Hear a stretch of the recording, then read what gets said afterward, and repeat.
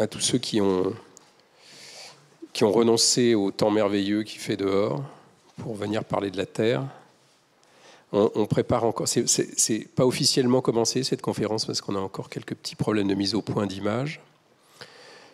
Avant de commencer, peut-être j'aimerais demander, est-ce que la Terre c'est un sujet qui a une dizaine d'années était totalement inconnu, maintenant c'est un peu inconnu. Est-ce que parmi l'assistance, on ne sait pas très bien si on s'adresse à des professionnels, à du grand public, qui connaît un peu la Terre, enfin, et sa technique? Levez la main. 1, 2, 3, 4, 5, 6, la moitié. Voilà. Donc il y a des gens qui ne savent pas trop ce que c'est que la Terre encore. Enfin, ils savent ce que c'est, mais voilà. Non, parce que sinon, on aurait préparé un bref rappel, mais qu'on va pas faire, je pense. Tu nous dis, Sophie, quand c'est... Parce qu'en fait, de toute façon, c'est toi qui vas commencer. Bon, de toute façon, je vais commencer. Alors, c'est bizarre parce qu'on a vraiment l'impression qu'on est interrogé par la police. On a le projecteur en pleine figure. Oui, la Terre, c'est quelque chose qui, il y a encore quelques années, était considéré comme quelque chose d'un peu anecdotique ou poétique. Hein, la Terre, c'était réservé aux pays pauvres ou à quelques babacools en sandales à chaussettes. Enfin, c'était vraiment un truc, voilà, on trouvait ça sympathique, mais on ne prenait pas ça au sérieux. Et en même temps, il y a une ignorance absolument incroyable. C'est-à-dire qu'en fait, quand on demande aux personnes qui ne sont pas connaissent pas la Terre ou l'architecture, ils pensent qu'il y a, par exemple, qu'en France, il n'y a quasiment pas d'architecture en terre, alors qu'il y a des millions de mètres carrés probablement qui sont construits en terre. Bon, c'est surtout au centre de la France, entre Grenoble, Lyon, le Massif central. Et en fait, quand on le sait, on s'aperçoit qu'il y a énormément de constructions. Et la question qui se pose, c'est pas plutôt pourquoi faire de l'architecture en terre aujourd'hui, mais pourquoi on a arrêté, en fait. C'est une chose absolument incroyable. C'est-à-dire que c'était un des moyens de construction qui était vraiment privilégié et qui a été complètement abandonné. Alors, on va pas revenir sur cette histoire. Il y a des raisons historiques. Je crois qu'il y a eu notamment une grande inondation sous la Troisième République à Lyon qui fait qu'il y a beaucoup d'immeubles qui ont un peu fondu parce qu'ils étaient en terre. Et je crois qu'il paraît que Napoléon III aurait interdit de construire en terre dans les grandes villes. Je me trompe, Sophie? C'est Jean de Thiers qui n'a pas pu nous rejoindre qui m'a dit ça. Donc voilà. Et puis après, il y a eu l'invention du béton, évidemment, qui est devenu le matériau de construction numéro 1. Et la Terre, elle est revenue moins pour des questions architecturales que pour des questions, évidemment, d'ordre environnemental. Et ce qu'on va essayer ce dont on va essayer de débattre cet après-midi, c'est pas tellement de savoir si construire en terre c'est bien ou pas, parce que je crois qu'on peut le dire en 3 mots, c'est très très bien, c'est-à-dire que ça coûte pas cher, c'est un matériau plastique extraordinaire pour les architectes, on le trouve partout, il est entièrement recyclable, en principe il est pas cher. Donc pourquoi on construit plus en terre déjà, et quelles sont les difficultés? Effectivement, on a autour de nous Sophie Bioul de Hamaco et Paul-Emmanuel Loiret, qui est architecte, qui a construit en terre et qui est maintenant qui a un peu lancé le cycle terre, dont il va vous parler. Et en fait, eux, ils s'intéressent ils s'intéressent à la technique, mais la technique, on sait faire. Je veux dire, ce qui est intéressant, c'est de savoir comment faire pour le développer. Voilà. Sachant que quand on veut construire une maison au fin fond de la France, on trouve toujours une toupie à béton qui vous fournit du béton, mais que quand on veut construire en terre, c'est un peu plus compliqué. Donc je ne sais pas si en régie ils sont prêts, mais Paul-Emmanuel Loiret va faire une petite historique, lui, de la terre en Île-de-France, parce que s'il y en avait effectivement dans la région centrale en France, en région centrale, en Île-de-France, par contre, il n'y en avait pas. Et donc c'est là-dessus qu'il s'est interrogé, qu'il a construit en terre et qui développe tout un système en terre. Donc peut-être tu peux commencer. Alors il y a quelques images, mais qui sont, si on les a pas, il saura faire sans. Mais si on a les images, ce sera mieux. Paul-Emmanuel. Oui, merci. Merci pour l'invitation à la ville de Versailles, à François et pour ce petit tour de table. Effectivement, je présente ici dans la nef un projet manifeste autour de la question de la terre crue, mais pour les 10 ans à venir en fait. Sachant qu'il y a beaucoup aussi de projets qui sont exposés dans différents bâtiments autour de la Terre, et notamment des projets qu'on a fait, mais aussi des projets que se mettent à faire beaucoup de confrères architectes. Tu parlais effectivement de l'historique de cet événement à Lyon, c'est vrai, hein, mais pour autant, une grande partie de Lyon est construite en terre, est toujours construite en terre depuis 300 ans. Ils ne les ont pas fait raser, hein, ceux qui n'étaient pas tombés. Ils étaient tombés parce qu'en fait, ils étaient au bord de l'eau. Effectivement, construire en terre au bord de l'eau, c'est pas très malin. Et bon, ils avaient sûrement des raisons. Et par contre, tous les autres bâtiments sont toujours en terre, sont toujours là. Ils font 5, 6, 7 niveaux au centre de Lyon, tout le quartier de la Croix-Rousse en fait. Et montrent que sur 5, 6, 7 niveaux, ils tiennent. Ils traversent le temps en fait. C'est ça qui est très intéressant. Ah, voilà, et pour le petit rappel aussi, tu disais pourquoi il n'y a plus de construction en terre. Enfin, il y avait plus de construction en terre encore récemment. En fait, ce qu'a découvert Cratère, vous savez, Cratère, c'est un laboratoire de recherche dans lequel j'ai travaillé quelques années, qui est basé donc à l'école d'architecture de Grenoble, qui a été monté il y a une quarantaine d'années. Et en fait, ils ont redécouvert les architectures de terre. Et ce qu'ils ont découvert aussi, surtout, c'est que une grande partie des piseurs, donc ceux qui faisaient la terre au XXe siècle, sont morts dans les tranchées, parce que c'est eux qui construisaient les tranchées. Et donc là, il y a eu une première disparition des techniques, en fait. Et la deuxième, c'est la Deuxième Guerre mondiale. Après la Deuxième Guerre mondiale, c'est le plan Marshall, la reconstruction et le développement du béton. Développement du béton qui était une technique à l'époque qui était très rapide de mise en œuvre, avec les fameuses grues en fait, qui permettaient de construire tout un tas de tours extrêmement rapidement. Donc en fait, ça, c'est la deuxième disparition, en fait. Et donc à partir des années 60, fin des années 70, voilà, le laboratoire a commencé à rechercher ce que c'était que ces architectures et a commencé à remettre en valeur en fait l'intérêt de construire comme ça. Il y a eu une grande exposition dans les années 80 à Beaubourg, organisée par Jean Deutier, donc qui n'a pas pu être présent aujourd'hui, qui a essayé de relancer ça, mais ce n'était pas encore le moment, en fait, d'une certaine manière, du renouveau des architectures de terre, parce qu'on était dans les années 80 et c'était les années pétrole, quoi, comme l'a rappelé tout à l'heure Philippe Ram et d'autres.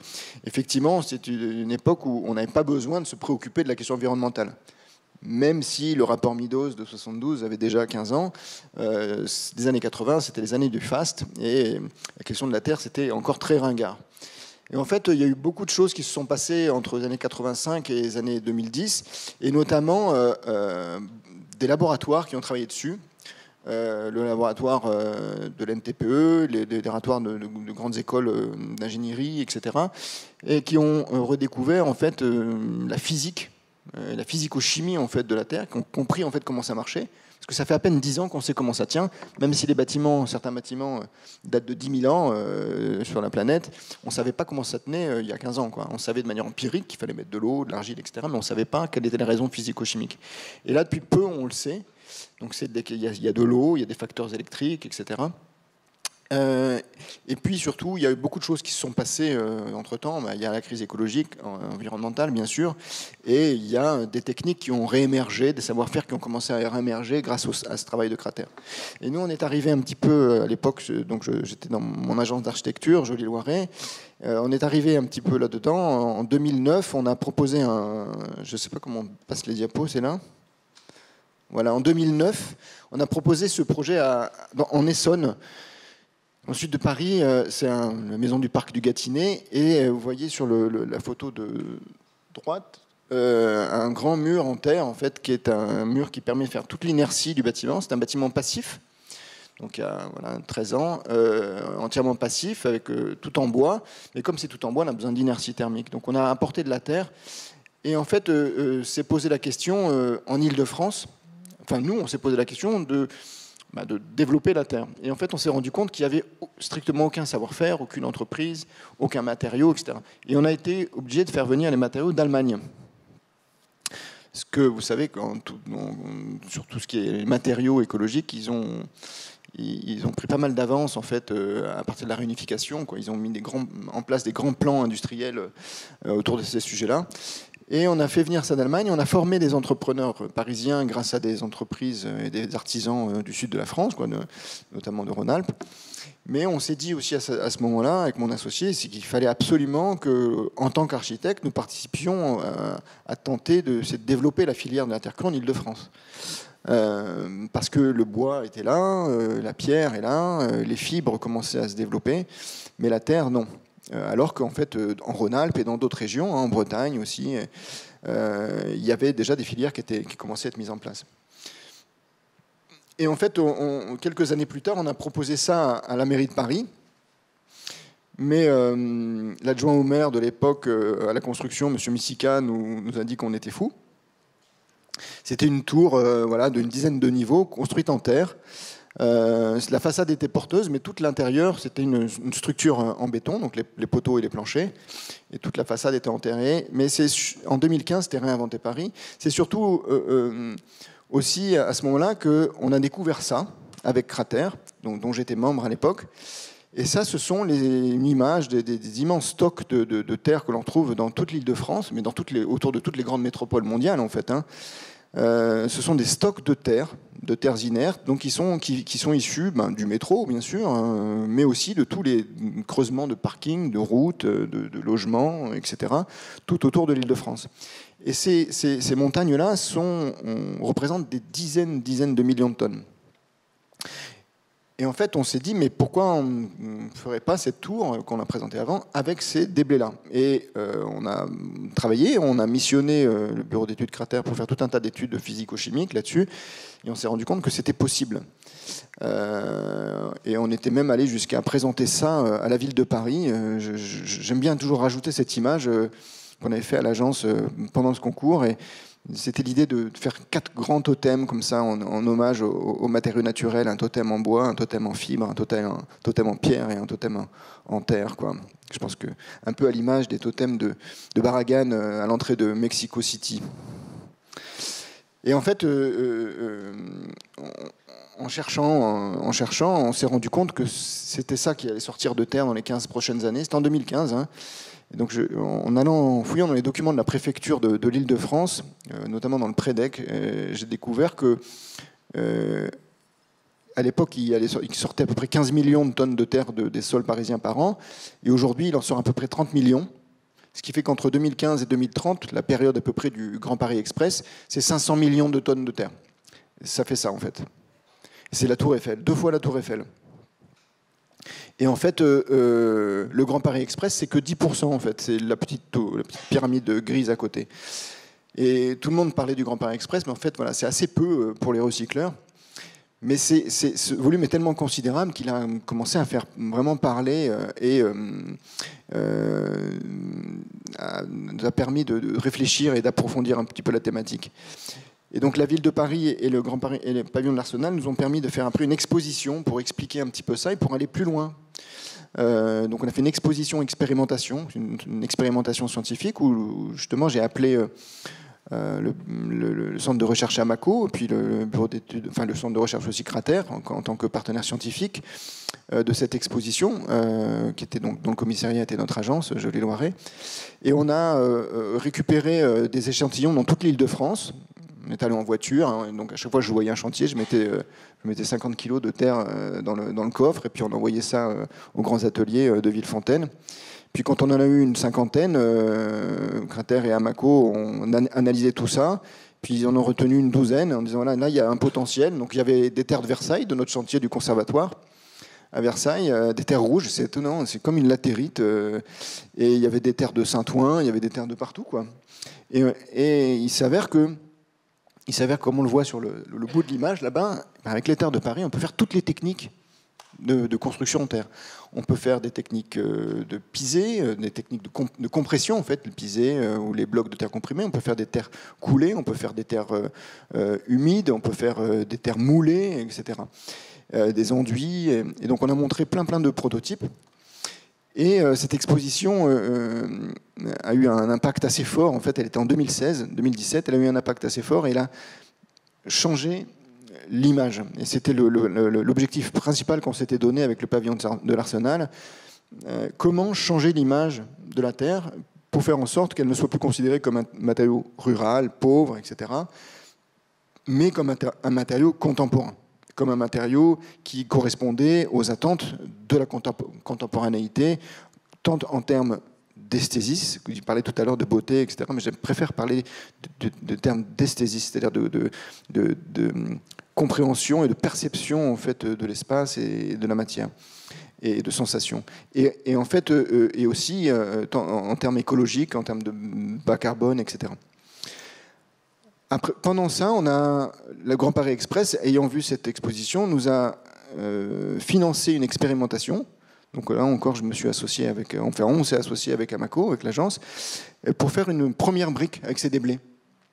Mais à l'échelle, à grande échelle, 50 000 briques. Parce que là, dans l'expo, on en faisait 1, 2, 3, 4, 5, mais après, il faut passer la deuxième étape, en faire 10 000, 50 000. Et donc ça, c'est un groupe scolaire qu'on vient de livrer, qui est à Villepreux, juste à côté d'ici.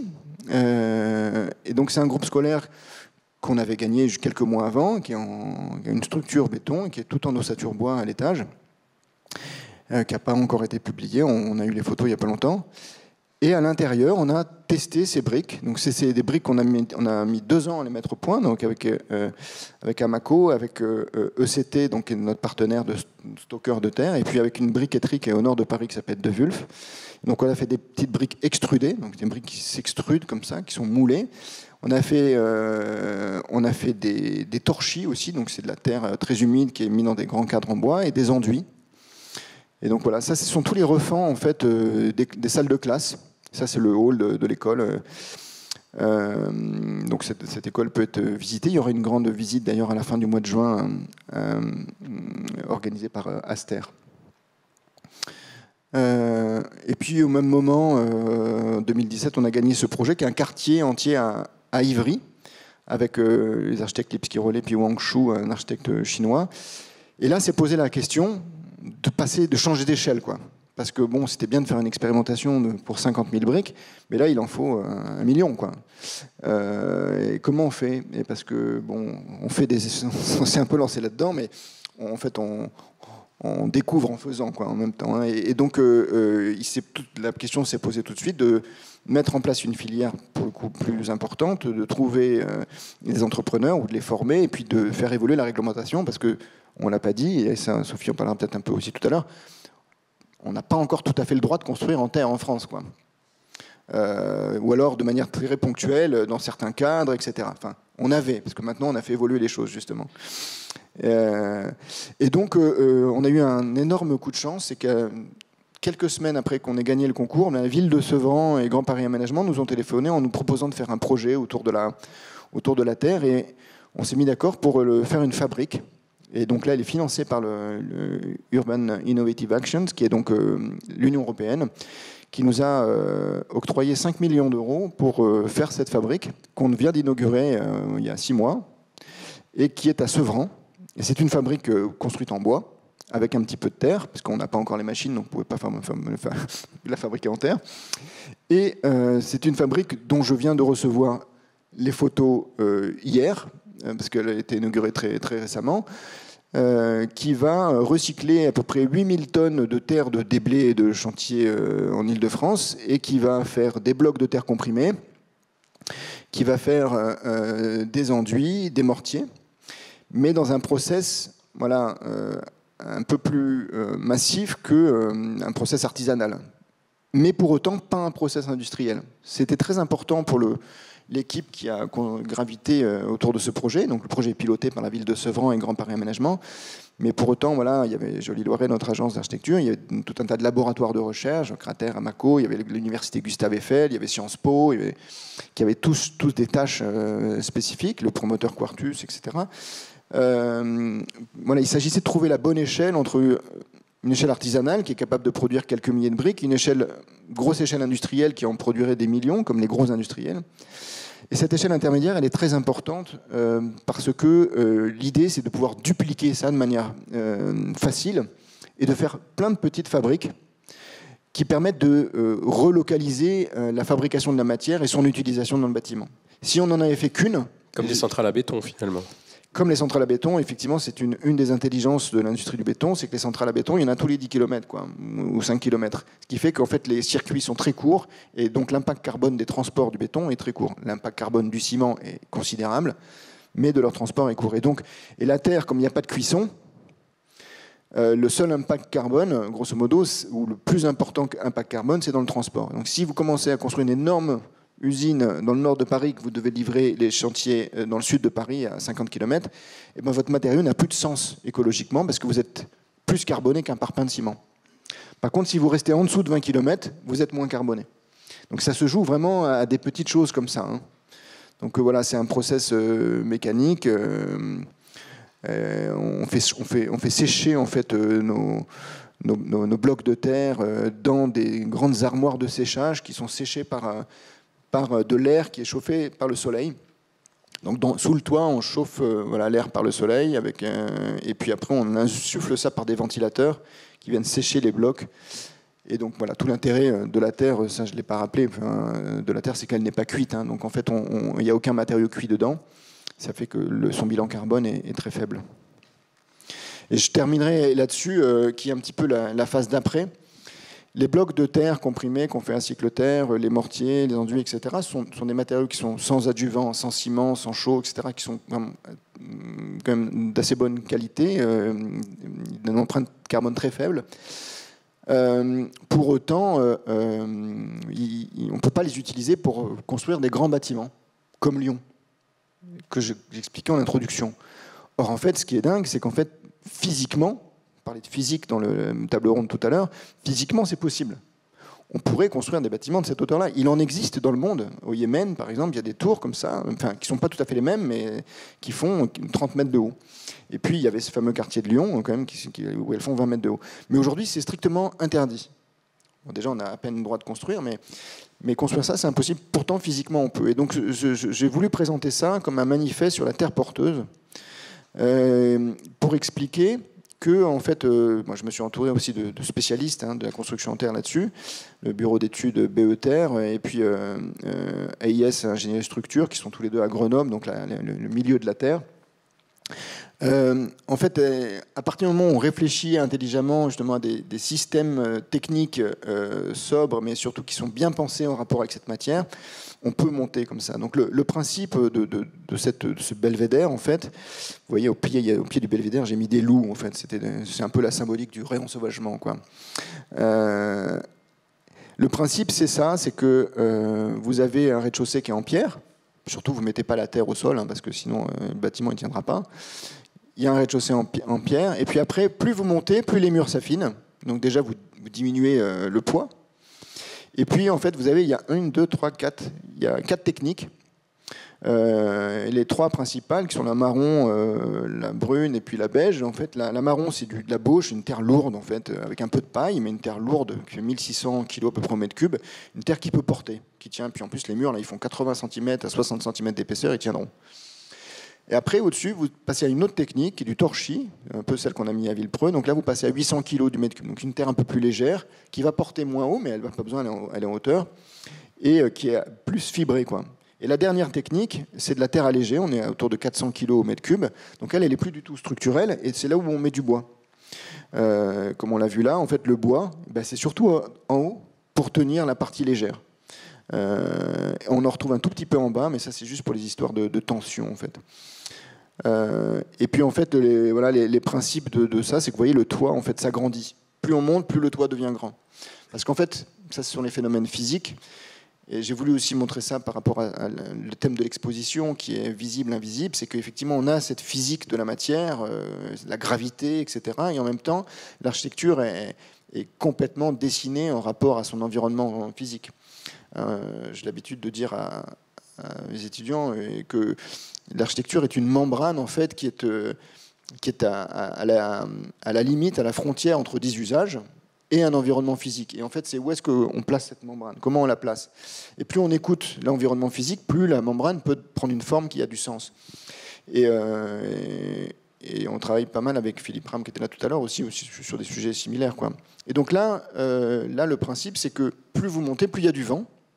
Et donc plus les toits s'agrandissent pour protéger la terre, et surtout les toits en fait ne sont pas pareils. Protéger de la pluie. Les protéger de la pluie, pardon, oui. Qui est l'ennemi de la terre. Et puis surtout, les toits ne font pas la même longueur selon les orientations. Au nord, on a un vent du nord assez fort, mais le toit est plus grand. À l'est, on a très peu de vent, les toits sont petits.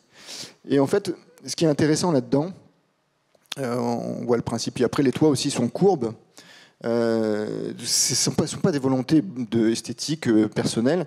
C'est qu'en fait, on a découvert à l'agence qu'en fait, en faisant un toit comme ça courbe, on évitait les rejaillissements sur le mur.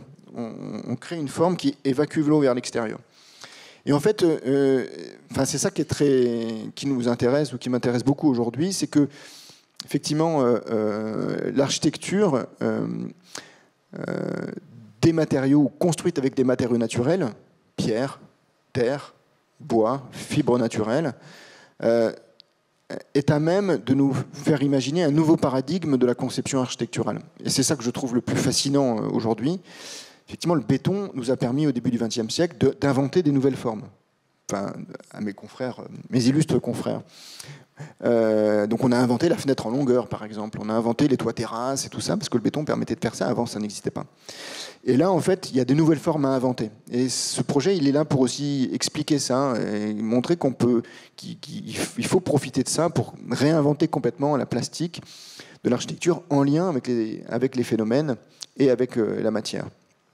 Et là, la structure qui s'allège, en fait, au lieu de l'inverse en habitude. Voilà. Donc je conclurai simplement effectivement là-dessus, c'est que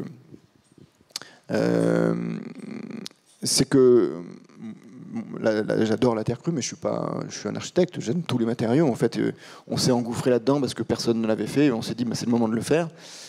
J'ai construit en terre, en bois, en paille, d'autres matériaux. Il ne s'agit surtout pas de se dire la terre pour la terre, quoi, ça n'a pas vraiment d'intérêt. La terre a un sens très fort à Paris, en Île-de-France, autour de cette métropole, parce que les ressources extraites, les déblais, sont considérables. Et il faut tout faire pour éviter d'aller piocher encore dans les ressources naturelles qui ne sont pas des déblais, les forêts, etc., et même tout ce qui est les carrières, etc. Parce que le principe aujourd'hui, c'est d'essayer d'avoir un impact, c'est d'avoir un impact absolument neutre, voire positif, sur la biodiversité. Et dans ce cadre-là, j'avais une agence qui fonctionnait bien, dont j'ai parlé tout à l'heure, et j'ai décidé d'arrêter en fait de construire, parce que je suis très affecté en fait par cette question de l'effondrement en fait de la question de biodiversité et surtout la question forcément du réchauffement climatique, et de me consacrer toujours autour de l'architecture, qui est un métier absolument passionnant, plutôt qu'à des projets de recherche et d'expérimentation de ce type-là, quoi. Et surtout, de faire en sorte qu'à terme, et très rapidement, on soit capable de faire une architecture qui produise plus de vivants qu'elle n'en détruise. Et ça, c'est le grand enjeu de l'avenir, quoi. Merci, Paul-Emmanuel. Non, c'était un peu long, mais tu as parlé très, très vite et c'était très riche en informations, donc ne t'inquiète pas. Sophie, donc... j'aimerais que vous nous rappeliez qu'est-ce que c'est qu'Amaco avant de commencer, et vous allez nous parler aussi justement de comment développer cette filière, ou plutôt quels en sont les freins, les atouts, qu'est-ce qui fait qu'effectivement aujourd'hui c'est quand même encore compliqué de construire en terre. Donc Amaco, c'est un centre de formation, d'expertise et d'expérimentation sur la construction en matériaux bio et géosourcés. On a une expertise particulière sur la terre, mais aussi sur d'autres types de matériaux biosourcés comme la fibre, le bois, d'autres types de matériaux. L'objectif, c'est de contribuer à la transition écologique du secteur du bâtiment, en favorisant la mise en œuvre de matériaux peu transformés qu'on peut trouver sous nos pieds et à portée de main.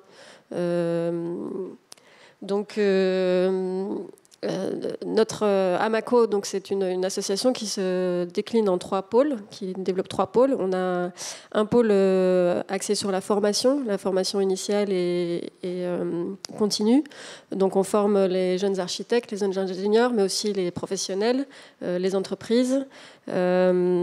Ensuite, on a un pôle qu'on appelle le pôle design, qui est un pôle de réalisation généralement pour des designers. Donc il y a un aspect recherche au niveau des matériaux, recherche au niveau de l'esthétique, de la couleur, du rendu, pour des projets concrets. Donc on a des équipes qui vont sur les chantiers réaliser des projets in situ. Et puis on a un pôle conseil et expertise, qui est l'équivalent d'un bureau d'études terre, au sein duquel on accompagne des projets et des développements de filières.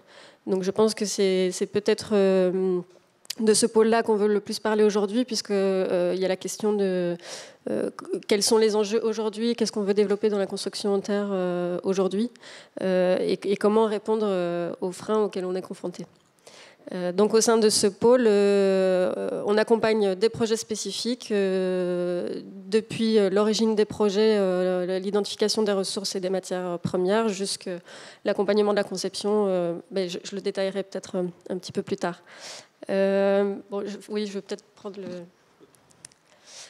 J'avais préparé quelques petites images de construction en terre existantes au cas où certains dans l'Assemblée n'avaient jamais vu de bâtiment en terre ou ne savent pas ce que c'est. Je serais curieuse de savoir parmi vous qui a déjà vu des bâtiments en terre crue, construits en terre crue.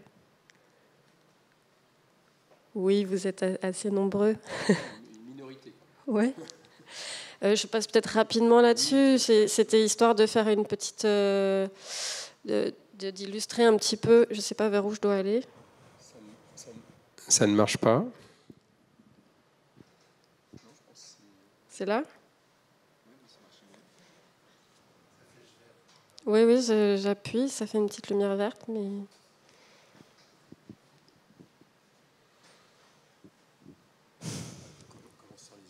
Oui. Donc...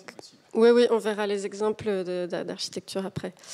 Donc la chose dont moi j'avais souhaité discuter, c'est effectivement le glissement qu'on voit s'opérer aujourd'hui par rapport à la construction en terre crue, puisque c'était un mode constructif qui... Ah ben voilà, ça apparaît. Bon, je vais repasser là-dessus.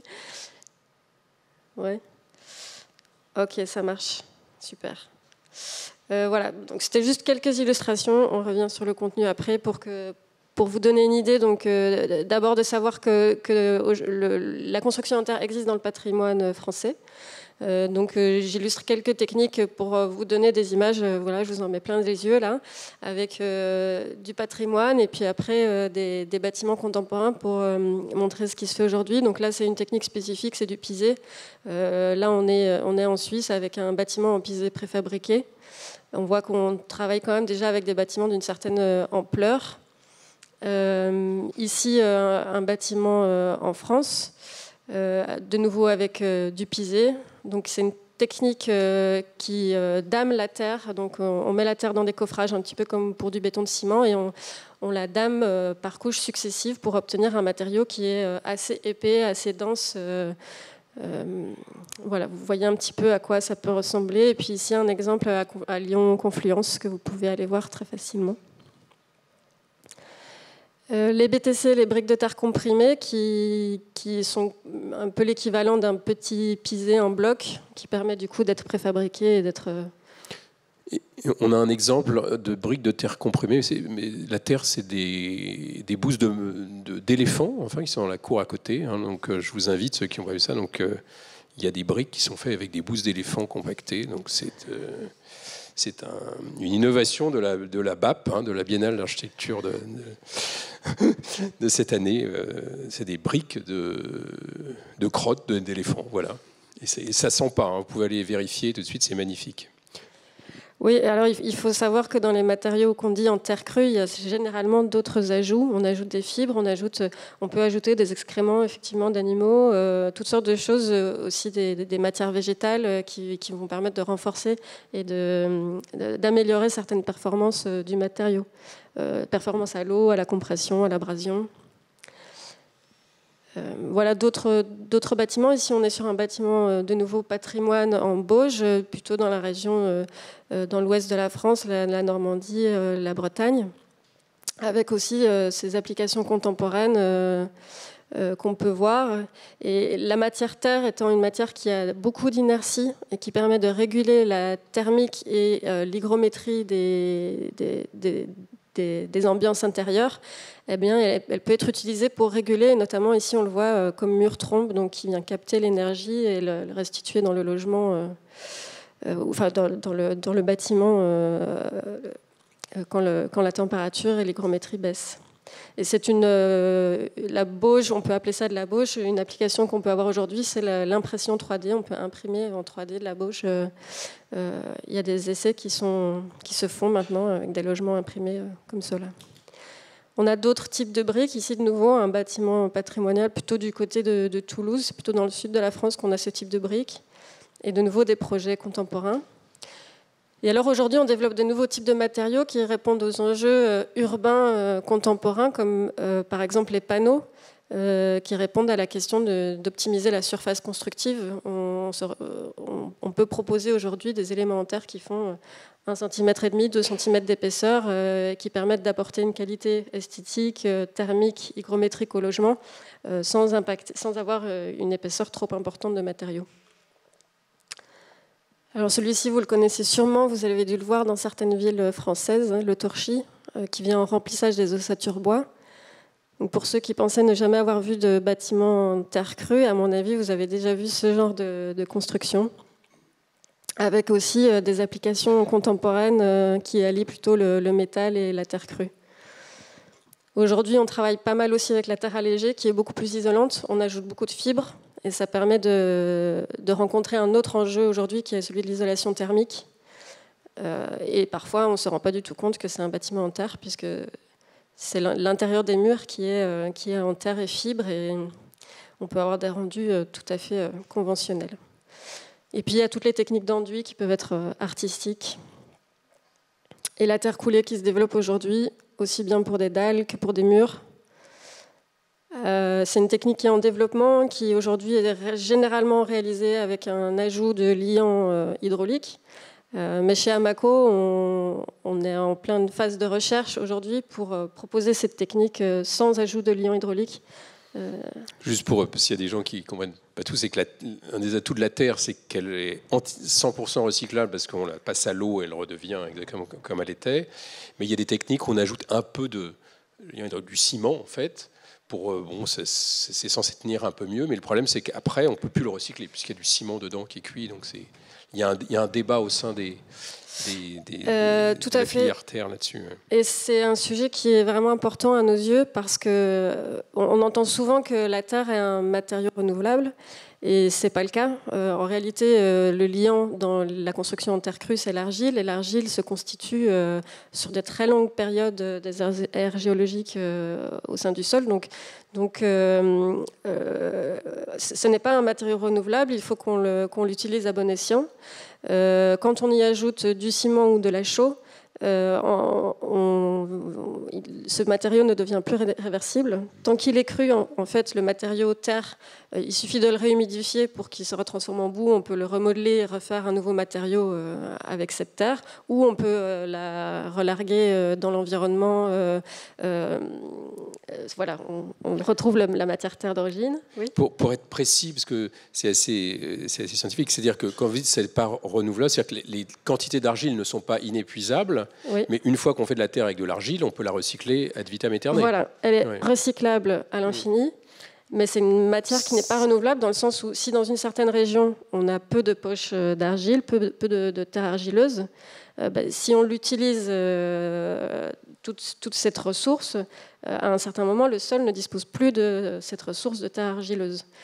Donc, si on ne l'a pas stabilisé et qu'on veut démolir un bâtiment, le reconstruire, très bien, on va pouvoir recycler le matériau. Si on l'a stabilisé, les argiles, elles ont été, leur action est annihilée par le ciment ou la chaux, et on ne peut plus la recycler, on ne peut plus réutiliser ce matériau. Oui. Ou les laitiers de hauts fourneaux, qui sont des résidus en fait, qui sont dits décarbonés, mais qui en fait ne le sont pas tant que ça. Quoi, mais...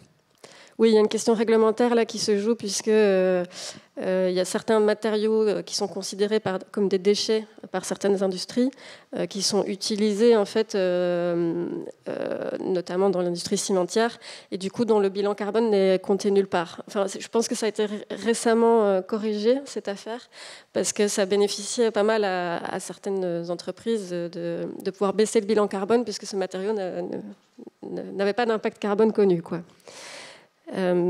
Mais donc la question de la stabilisation de ces matériaux en terre, que du coup nous on appelle en terre stabilisée et non pas en terre crue, elle est importante aussi, et on se rend compte que finalement on sait qu'un bon béton de ciment, on le produit avec des granulats qui doivent être propres, puisque c'est le ciment qui est le liant. On a besoin que les granulats adhèrent bien au liant.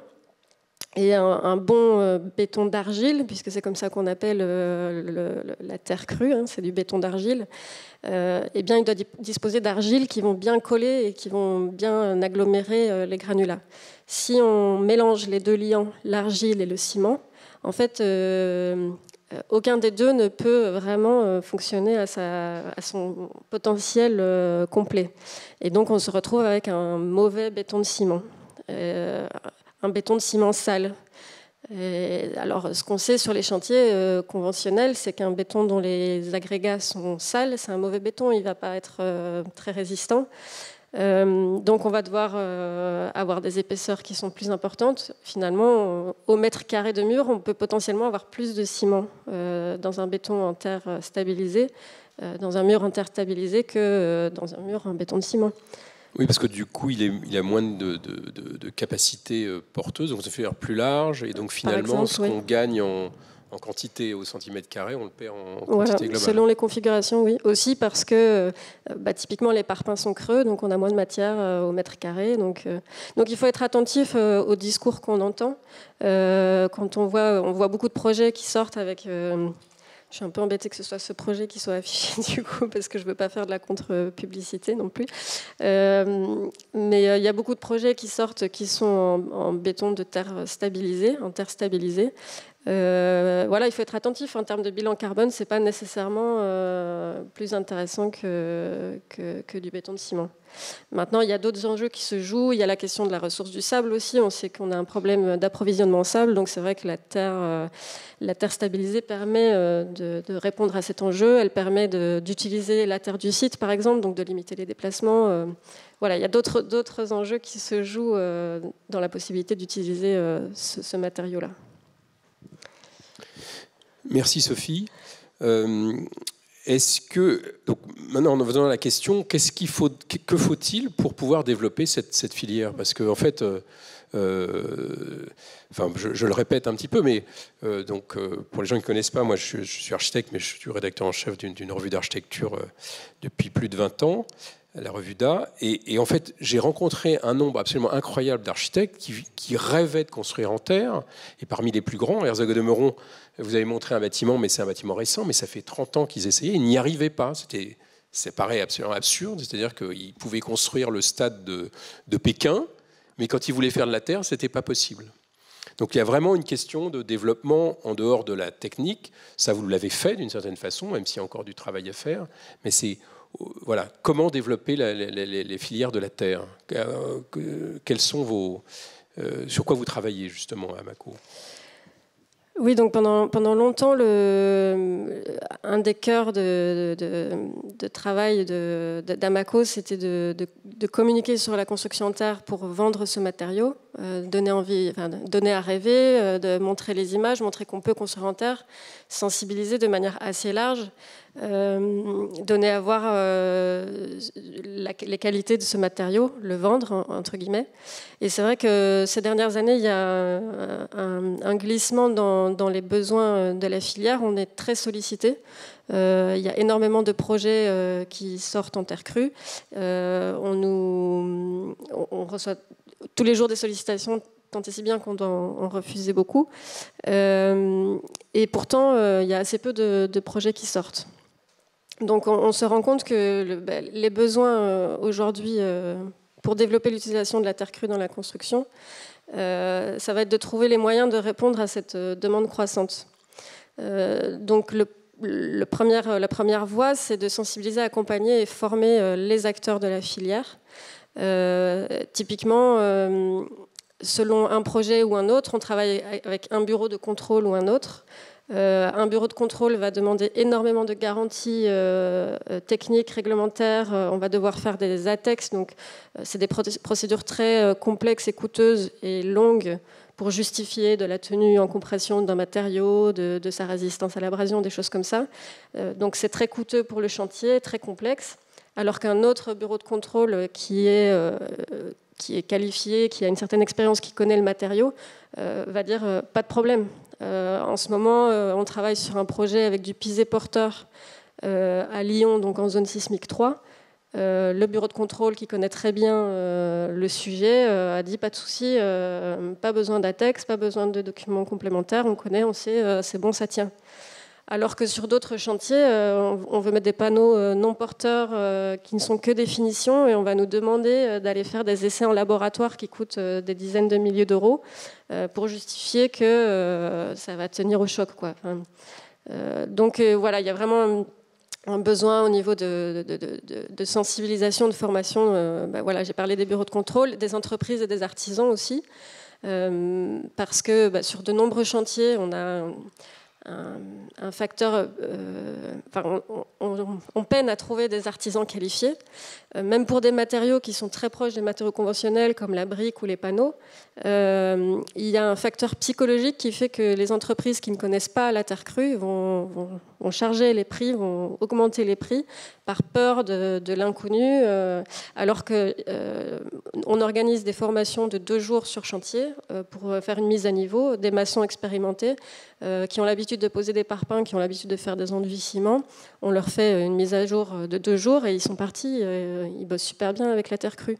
Donc il n'y a pas de raison d'augmenter les prix de manière aussi importante.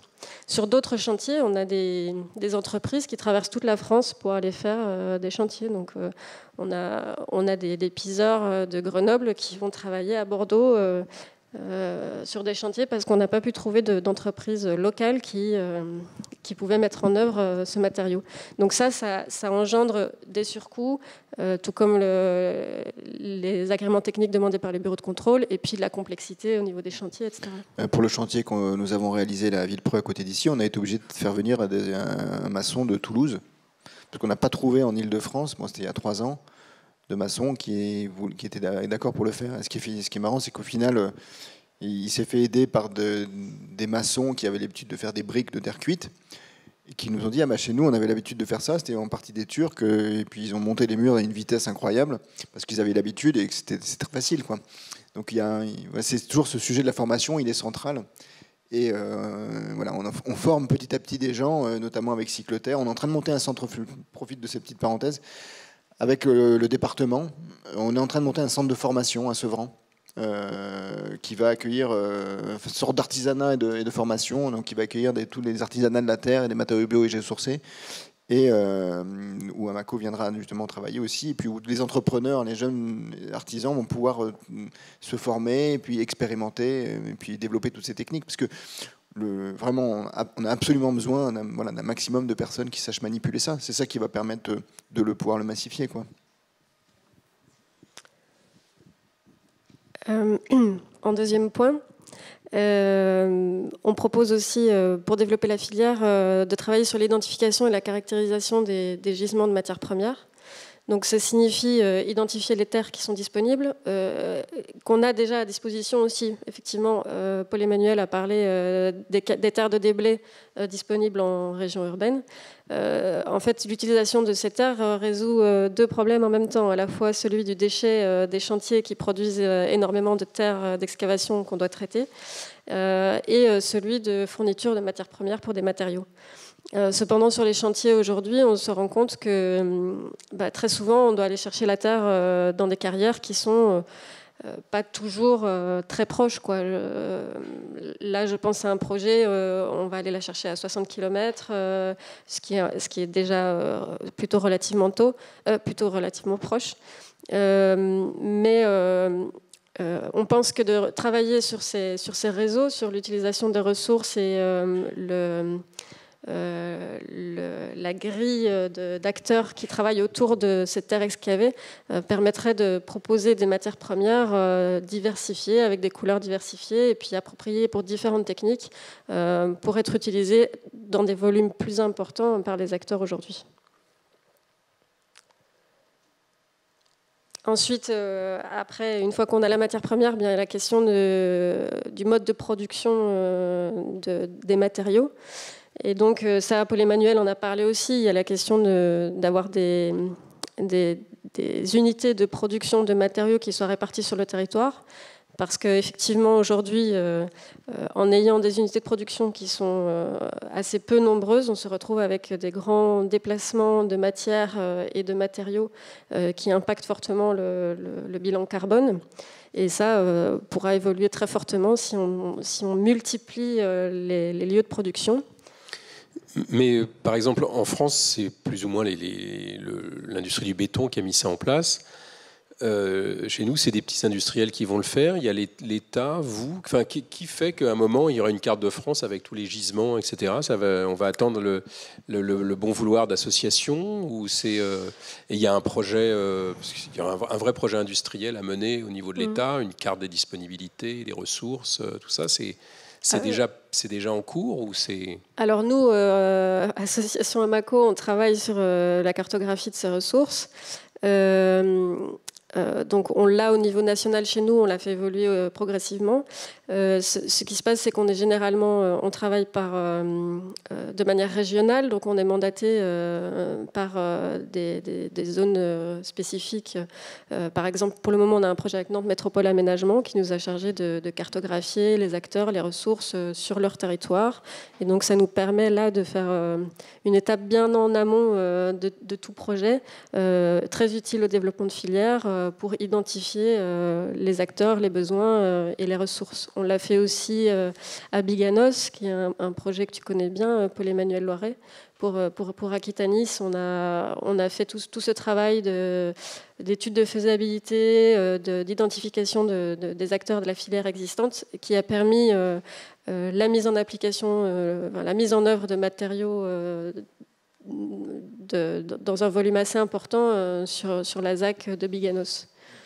En fait, sur l'Île-de-France, Cycleterre, c'est un projet qui est financé par l'Europe à 80% et qui est autofinancé par les partenaires à hauteur de 20%. Nous, l'agence Joly Loiret, on s'est endetté comme la plupart des partenaires. Et sachant que c'est une société coopérative, grosso modo, on ne va pas du tout gagner d'argent là-dessus, on fait ça un peu pour la cause. Et on le fait d'autant plus que tout ce qu'on a produit depuis 5 ans, on va le mettre en open source. C'est que la façon dont on a produit le bâtiment, la façon dont on a mis en place le process de fabrication, etc., on est en train de tout préparer pour donner ça, pour que qui veut puisse monter une fabrique où il veut, pour que les filières puissent se développer. Il ne s'agit surtout pas de retenir cette information. Et on a déjà produit d'ailleurs un petit fascicule qui s'appelle Reproduire Cycleterre, où on explique qu'il faut un terrain de 2500 à 3000 m², qu'il faut tel budget, qu'il faut s'organiser de telle ou telle manière, etc. Et puis qu'en fait, il y a un potentiel assez facile en Ile-de-France de construire 20 ou 25 petits cycleterres pour pouvoir irriguer en fait, l'ensemble du territoire francilien. J'ai un petit chiffre comme ça, les gens aiment toujours bien les chiffres, c'est toujours intéressant aussi de l'avoir en tête. En Ile-de-France, la construction, c'est à peu près 50 à 70 000 logements par an, donc sans parler des équipements, etc. Et si vous mettez un mur par logement, donc un petit mur entre 2 chambres, ça fait quoi, 10 m², donc ça fait 500 000 m². Cycleterre, c'est à terme quasiment 10 000 tonnes de recyclage de terre, c'est 10 salariés issus de la réinsertion notamment en partie, etc. Mais c'est que 20 000 m². Donc en fait, juste en construisant un mur dans chaque logement, il faudrait 25 cycleterres. Donc vous voyez le potentiel considérable en fait qu'il y a derrière ça. Et nous, on va filer toute cette information pour que d'autres puissent le faire. C'est pas notre vocation. Enfin moi, architecte, ma vocation n'est pas de devenir industriel. Je suis président de Cycleterre à titre bénévole et l'idée c'est d'essayer de le développer pour que ça fonctionne. Mais voilà, le principe c'est qu'un maximum de personnes s'engagent là-dedans et puis nous aident à le développer, quoi. Mais pour rebondir sur votre question, effectivement, le secteur privé n'a pas les reins suffisamment solides pour porter le changement qui doit s'opérer aujourd'hui dans l'action de bâtir. Parce que c'est des petites PME, il n'y a pas de grosses entreprises. Voilà, tout à fait. Donc, et on le sent à tous les niveaux, notamment suite à l'avènement de la RE 2020, on a dû mettre en place des FDES. On voit que des FDES. Les fiches de déclaration environnementale et sanitaire, c'est des fiches qui définissent les impacts environnementaux des produits. Et pour la filière matériaux bio et géosourcés, c'est très compliqué de mobiliser les fonds, l'énergie pour mettre en place ces fiches, alors que les bétonneux, l'industrie cimentière, les fiches, elles sont faites depuis très longtemps. Donc on voit que c'est compliqué pour la filière de s'organiser et de mettre tout ça en place.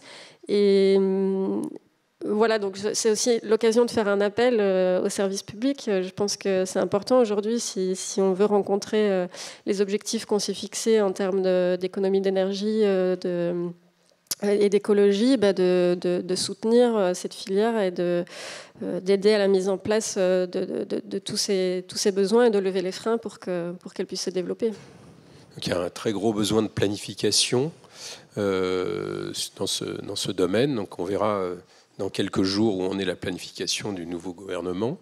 Mais pour information, le premier bâtiment qui va être livré en tant que maître d'ouvrage par l'Élysée, c'est un bâtiment en terre crue. Hein, c'est une crèche de Régis Roudil qui est pour le Quai d'Orsay, qui va être bientôt livrée en fait. Donc c'est de la terre. J'espère que ça va faire tilt dans l'esprit de nos gouvernants.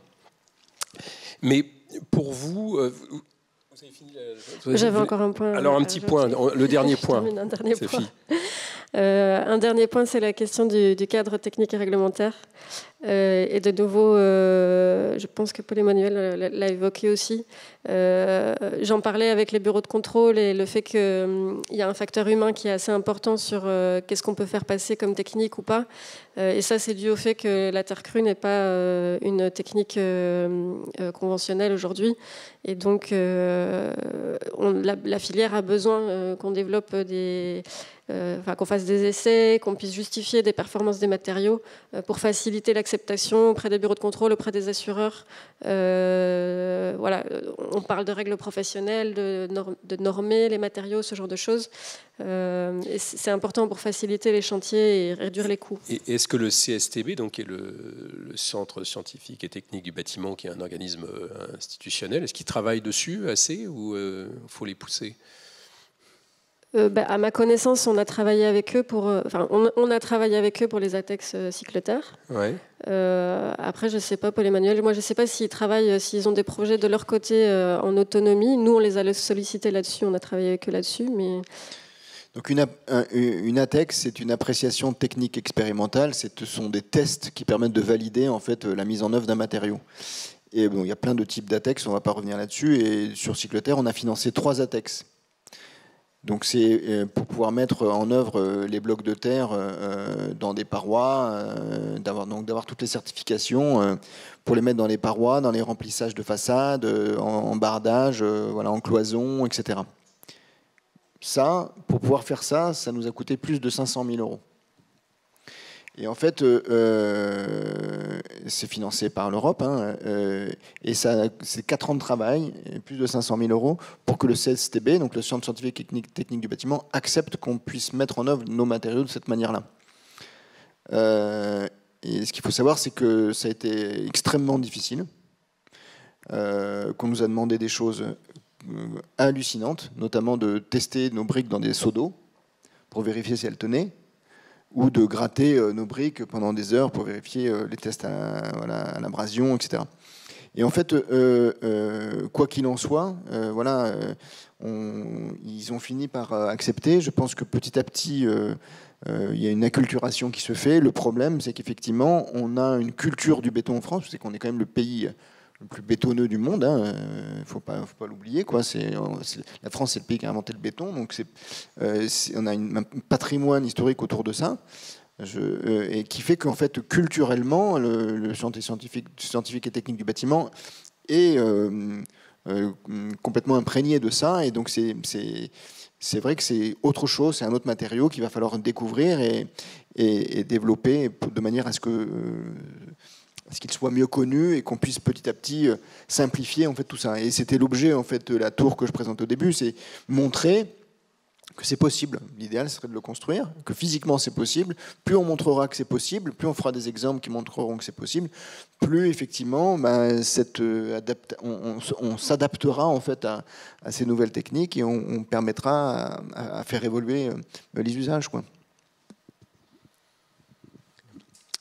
Parce qu'en fait, le béton, d'une certaine façon, entre la terre et le béton, assez curieusement, il y a beaucoup de... C'est très proche, en fait, dans les techniques, dans ce que ça fait. Alors, évidemment, c'est le béton armé, parce qu'on va dire béton armé, parce que c'est difficile d'armer la terre, notamment pour la traction.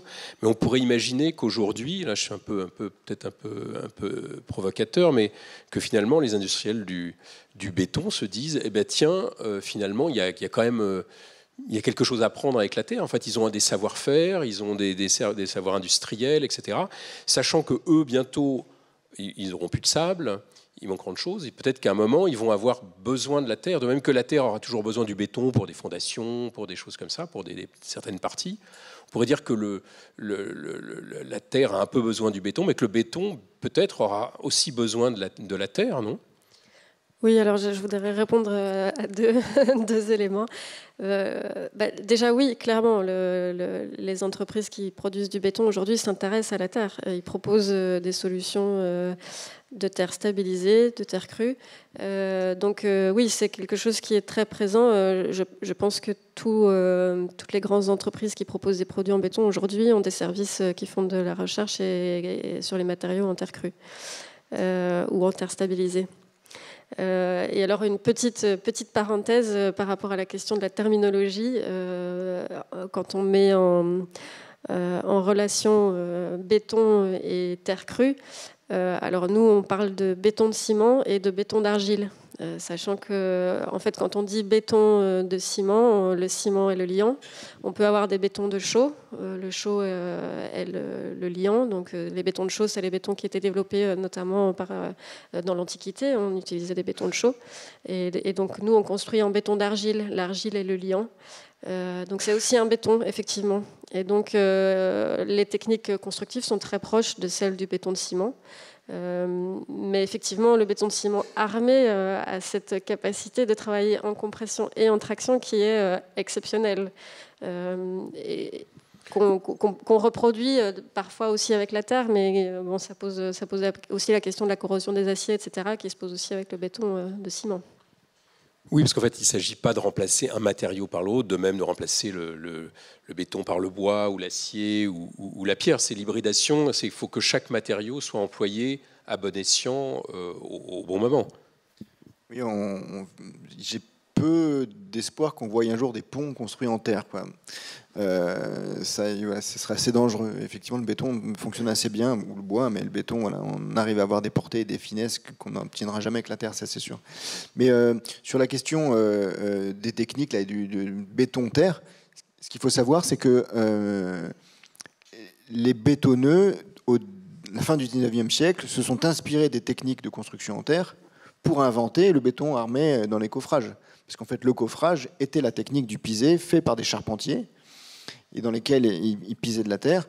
Et en fait, les bétonneux, le béton est né au même endroit, en Rhône-Alpes, hein, et donc en fait, ils se sont inspirés de ces techniques-là pour faire le béton armé coulé. Et ce qui est marrant, c'est qu'aujourd'hui, il y a inversement, c'est que le béton la terre coulée dont parlait tout à l'heure Sophie, qui est développée par Amaco et par plein d'autres personnes, elle s'inspire des techniques qui ont été développées par le béton de ciment depuis 150 ans, donc des coffrages en acier, et on coule à un état presque liquide le béton d'argile, et on fait en sorte qu'il se liquéfie assez facilement, qu'il se solidifie très vite, etc. Après, on rentre dans des techniques physico-chimique assez spécifique, assez difficile, quoi.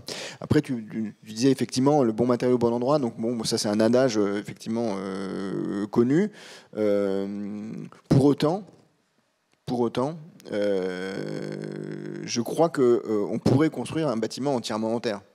Peut-être pas le toit, mais, et pas forcément les fondations et les sous-bassements, mais on peut faire un bâtiment porteur. On n'a pas besoin, c'est surtout ça dont je voulais parler, on n'a pas besoin d'une structure forcément en bois ou en béton, etc. Il y a certains usages qu'on ne pourra pas remplacer, mais voilà. Et donc c'est un peu vers là qu'il faut aller, parce que c'est là où ça deviendra intéressant. Plus un matériau est utilisé pour plein de choses, porter, isoler, réguler l'humidité, pour son aspect colorimétrique, voilà, son esthétique spécifique, etc. Plus il est utilisé pour plein de choses, plus il est intéressant économiquement aussi. Parce qu'en fait, voilà, vous n'avez pas besoin de multiplier les techniques. Et puis il est intéressant aussi dans sa mise en œuvre, parce que plutôt que d'avoir un chantier avec 25 spécialistes, ben vous avez peut-être 1, 2, 3 spécialistes, donc du coup le chantier va plus vite, etc. Donc je pense que c'est un sujet assez intéressant d'aller dans ce sens-là, quoi. Oui. Alors, je vois une question là-bas. Excusez-moi, je ne vous vois pas très bien. Oui, il y a un micro qui est sur votre gauche. Là-bas, pardon, je ne vois rien. Voilà. Merci. Tout d'abord, merci et bravo. Moi, c'était passionnant. J'ai appris beaucoup de choses. Merci pour vos interventions. Quelques questions. Les panneaux en terre qu'on a vus tout à l'heure sur une photo, quelle structure ils ont, parce qu'ils n'étaient pas très épais. Et après, quelle finition on peut avoir dessus. Ensuite, encore une autre question. Le jointoiement entre les briques, comment est-il fait? Ça, c'est un point qui m'intéresse. J'ai trouvé que la brique extrudée, la technique de brique extrudée, je trouvais ça passionnant en termes finalement de mise au point que vous avez pu faire. Et puis, ce que je voulais dire, une autre question aussi. Est-ce qu'on pourrait considérer une fabrique cyclotaire comme étant une activité, entre guillemets, agricole, qui pourrait s'implanter sur un terrain agricole? Et puis, dernier point, une utopie, dans les projets de construction à venir, est-ce qu'on ne pourrait pas voir une réglementation évoluer, disant bien tout ce qui va être excavé en termes de volume, on doit retrouver le même volume au-dessus, construction en terre? Sur la dernière question, merci pour vos questions. Effectivement, on ne fait pas toujours le rappel depuis le début. Il y a deux types de terre, en fait, ou deux types de sol. Il y a le sol végétal, sur lequel pousse la vie, et puis en dessous, il y a le sol minéral.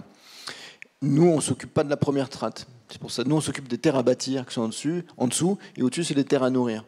Et en fait, ces terres à nourrir, on ne les utilise pas, et il ne faut pas trop les utiliser, parce qu'en fait, sauf bien spécifiquement, parce qu'en fait, voilà, ça ne s'apparente pas aux mêmes techniques. On va utiliser, bien sûr, de la paille, etc., pour venir renforcer certaines techniques, mais... sur la question des panneaux, par exemple, me permet de répondre, parce qu'en fait, Cycloterre, on est en train de développer la ligne de panneaux. Et le partenaire scientifique et technique, c'est Amaco, c'est eux qui développent ça au sein de Cycloterre. Et en fait, on a monté une extrudeuse là en ce moment à Sevran, et on fait tout un tas de tests. Beaucoup de gens sont en train d'en demander, et on est en train de chercher des financements pour ça. Ça coûte 800 000 euros ou 900 000 euros. Voilà, on a trouvé à peu près la moitié, notamment par le département. Et le principe, voilà, c'est d'extruder, donc de pousser dans une machine sous vide, de pousser le panneau comme ça, et puis de le découper. Ça fait 60 cm par 1,20 m. Et toute sa structure, ce sont des fibres, en fait. Et donc c'est du film de chanvre ou de paille, et donc après ce qui est très technique en fait, c'est trouver exactement le bon mélange et la bonne plasticité, quoi. Si je peux compléter. Ouais. Donc ces panneaux, ils existent sur le marché, donc il y a plusieurs types de panneaux qui sont produits. Ceux qui sont aujourd'hui commercialisés à grande échelle, ils ont une trame. Donc sur une des faces, il y a une trame synthétique qui est... Ils existent sur le marché en Allemagne, pas en France. En France et en Allemagne, oui, ouais. il y a aussi des panneaux en France, mais qui sont... Enfin voilà. Et donc, effectivement, chez Cycleterre, on développe des panneaux qui sont, eux, pour le coup, 100%... c'est un mélange homogène sur toute la surface. Il n'y a pas de trame. On est vraiment uniquement sur de la terre argileuse, de la paille, qui est donc un coproduit de l'agriculture de la région, et de la ouate de cellulose, qui est aussi donc un produit recyclé. Donc, on est sur 100% de déchets et coproduits recyclés, quoi. Effectivement, on est sur du 2 cm d'épaisseur. C'est des panneaux qui sont très résistants. Ils peuvent être vissés, ils sont disqués, ils sont très durs, très lourds. Et étant plus lourds, ils sont plus petits que les panneaux de plâtre. Donc on les a fait, ils font 1,20 m sur 60 cm. Mais voilà, je comprends votre étonnement parce qu'il faut les toucher, il faut les avoir pris en main pour se rendre compte de leur dureté et de leur résistance. Et les BTC, elles seront rejointoyées avec un mortier de la même nature que la composition du BTC. Donc si ce sont des briques de terre comprimées crues, le mortier, c'est de la terre crue, voilà, à l'état plastique qui permet de faire la mise en œuvre. Pour les briques extrudées, donc ces panneaux, voilà, l'idée c'est d'arriver à les développer à grande échelle à Cycleterre. Et donc en fait, vous parliez aussi de la première question qui est les briques extrudées, mais ça c'est pas vraiment briques extrudées crues, il n'y en avait pas vraiment beaucoup, mais c'est la même technique que les briques de terre cuite, quoi. Sauf qu'en fait, plutôt que de les mettre dans le four, on les met juste à côté du four, quoi. Et puis on a mis de la fibre dedans, on a mis de la sciure de bois, ce qui permet d'intégrer du carbone, ce qui est plutôt positif aussi.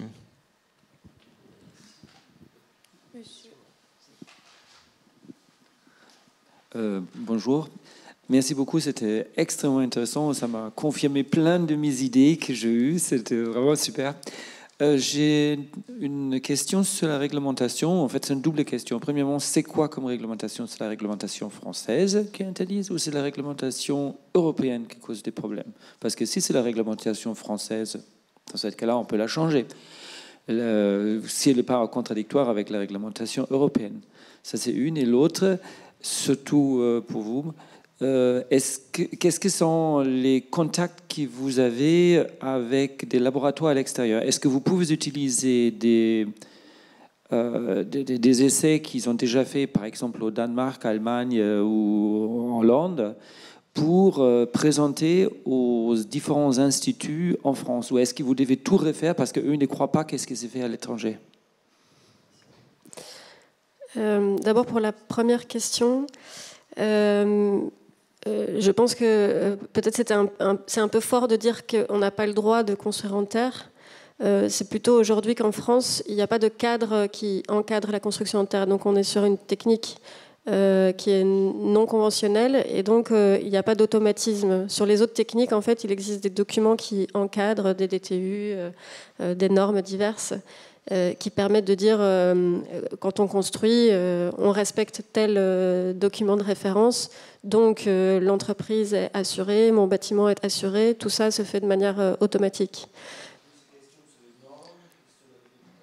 En fait, c'est pas tant qu'on n'a pas le droit, c'est que les normes n'existent pas. Et donc du coup, les assureurs ne veulent pas, enfin surtout d'abord les bureaux de contrôle, et puis après les assureurs ne veulent pas assurer le bâtiment parce qu'en fait il n'y a pas de cadre législatif, ou en tout cas, ouais. Non, enfin un petit peu, mais pas encore suffisamment, quoi. Sur ce sujet-là, l'Allemagne est assez bien en avance, comme Paul-Emmanuel le disait. Il y a des normes allemandes, donc c'est vrai qu'il nous arrive d'argumenter auprès des bureaux de contrôle avec des normes allemandes, en montrant, ben voilà, juste de l'autre côté de la frontière. On peut faire ci, on peut faire ça, c'est normé, c'est officiel. Mais c'est vrai qu'en France aujourd'hui, il y a un facteur humain qui est très important.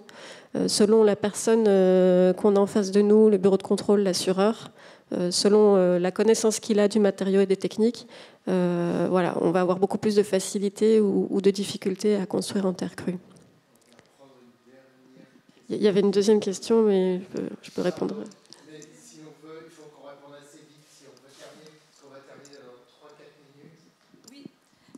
Donc vous avez dit que avec les panneaux de terre, on pourra faire en fait tenir complètement un bâtiment parce que oui, j'ai fait donc une étude, une recherche sur le béton de chanvre. Là, avec le béton de chanvre, nous avons besoin de poteaux en bois. Et est-ce que c'est le cas avec le béton de terre? Alors, ça dépend des techniques. Il y a des techniques terre qui peuvent être porteuses, comme le pisé, la BTC, la terre coulée. Et il y a des techniques terre qui sont utilisées en remplissage de sature ou en finition, oui, qui sont plus légères ou plus fines. Et donc, on est sur des matériaux qui sont très différents. Mais il y a effectivement des techniques qui peuvent être porteuses, comme Paul-Emmanuel le disait. D'accord. Donc, ce n'est pas le même cas que pour le béton de chanvre, alors?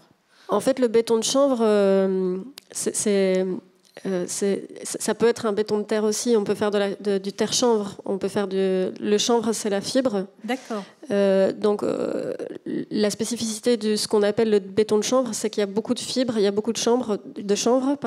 Oui. Donc, c'est un matériau qui est très léger, qui ne résiste pas très bien à la compression et donc qui ne va pas reprendre de charge. C'est plutôt un matériau isolant qu'on va utiliser pour remplir, pour habiller. Oui. D'accord. Donc, ok. Merci. Merci, je crois qu'on est arrivé au Je voudrais terme juste, de ce débat. alors là, je m'excuse, mais Oui, en je t'en une prie. minute, tout à l'heure, on parlait, avant le débat, de la question, on réagissait au débat qu'il y avait avant sur la question de l'esthétique. J'ai vu effectivement que vous aviez une espèce d'esthétique en forme de pagode. Et donc, en 2 minutes, alors que c'est une question qui pourrait prendre des heures, mais en 2 minutes, est-ce que finalement le matériau et la nécessité, la contrainte climatique, etc., change totalement l'esthétique? Et est-ce que finalement ce qui est beau, c'est ce qui est vertueux, parce que ça répond à la question climatique, sociale, environnementale? Oui et non. Effectivement, j'en ai parlé un petit peu tout à l'heure. Je crois que en fait, ouais, c'est pour ça qu'il faut répondre vite. Oui, je disais oui et non. Effectivement, ce qui est très intéressant, c'est d'arriver à inventer aujourd'hui de nouvelles formes architecturales qui sont en lien avec ce type de matériaux, parce qu'en fait, ils ont d'autres caractéristiques, d'autres sensibilités, d'autres fragilités, d'autres qualités. Donc, quelle forme on peut imaginer autour de cela? Et je crois personnellement, effectivement, que la beauté de quelque chose émerge de son sens. Ce n'est pas quelque chose de forcément personnel ou quoi. Je pense que c'est le sens qui est donné à telle ou telle chose qui fait qu'elle peut être belle ou non. Et effectivement, je crois que lorsqu'une forme émerge à partir de sa conformation, formée avec des éléments naturels ou des éléments culturels, un usage, un mouvement des corps, etc., ou alors une esthésie spécifique, c'est-à-dire une perception de l'espace, une perception de sens spécifique en lien, par exemple, avec une couleur qui va renvoyer la lumière d'une manière particulière, qui va nous réchauffer le corps, ou qui va, au contraire, nous éveiller ou nous endormir. Vous savez, selon les niveaux de luminosité, on crée un certain nombre de molécules qui changent notre état d'esprit. Mais effectivement, toutes ces choses-là, donc à la fois physiques, sensibles, culturelles, sont amenées à un moment donné à créer du sens spécifique et donc une certaine beauté. Et forcément, à partir du moment où on repense des nouveaux matériaux à l'aune de la crise climatique, eh bien, il y a une possibilité de réinventer une certaine beauté qui n'est pas celle d'hier. Et il y en aura probablement d'autres à l'avenir aussi. Merci, je crois que c'est bien de conclure là-dessus. Et je crois que, bien que la Terre soit un atout considérable pour combattre la crise environnementale, je trouve bien que la conclusion, ce soit de dire que la Terre, elle vaut pour elle-même. C'est-à-dire que même si elle n'était pas elle n'avait pas toutes ces vertus environnementales, je crois qu'elle vaudrait aussi la peine d'être utilisée. Voilà, faudrait pas non plus que la Terre soit uniquement utilisée parce que c'est vertueux. Elle est vertueuse, je crois on l'a prouvé, mais il faut construire en terre parce que ça produit aussi de la beauté. Et même pour les industriels, ça peut produire, à mon avis, des profits. Voilà. Merci à tous. Ouais.